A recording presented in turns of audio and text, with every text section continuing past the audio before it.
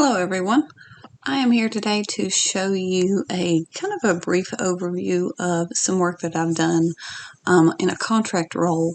This platform that I'm using here is called CanopyEd, and what CanopyEd is, it's designed for e-learning for students of all ages, adult learners, professional development opportunities, those sorts of things. So the basis behind it is to develop small, short curriculum units and to be able to develop individual lessons for students to teach during those units. So I wanted to show you what this lesson looks like, and it is titled Causes of the American Revolution. Now, I taught elementary school for a long time, so again, this is kind of gauging on their level, and the readability is based on their level. So the whole unit, its goal is looking at the road to the revolution. So as you can see, you've got a progress bar here that shows how far into the unit you have gotten. Now this drop down takes you into the individual lessons. So we've got lessons on the French and Indian War, Boston Tea Party, Boston Massacre, and all the acts that were placed on the colonies. So to start with, I always pull in my essential questions and the curriculum standards that apply to that these particular lessons. So those are the overall unit questions and standards. So once that one is complete, students will be able to move on to the next unit and see that they've completed that one. And we will scroll down and go from there. So the first lesson in this one is the French and Indian War. And again, we're starting with lesson objectives and essential questions. And so what we have several different concepts that we can bring in with multiple assignments, activities for students. So we've got a short text that they can read, and this is one that I've written for them, and some images to have a look at.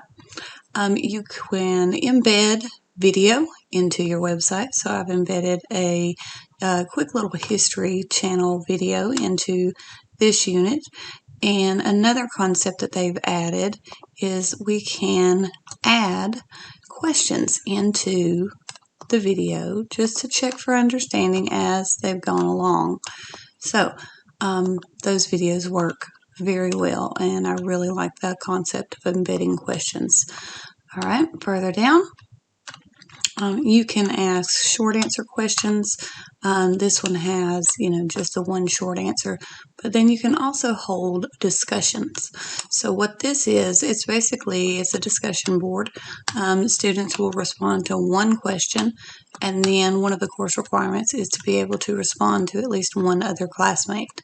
So once they've completed all that, okay, their progress bar will fill up, and they'll move on to the next lesson. So with Boston Tea Party, let me scroll back up. Again, objectives always come first. Video with embedded questioning, and you can use multiple different types of question types, multiple choice, multiple answer, that sort of thing. And then down here, we've got an assignment that students are going to do, and they will have to upload their document into this platform to be scored, and then they'll hit submit. At the bottom, we have some very short multiple choice questions, and then also kind of an expository paragraph just explaining it, so summarizing. Then again, we have another discussion. That one is complete. Boston Massacre is very similar in format. Objectives, essential questions, video with embedded questioning situations, those sorts of things. And those automatically pop up for students when they're working on that. Come a little further down, we've got, again, a short passage for students to read and some images. Then we have another discussion question.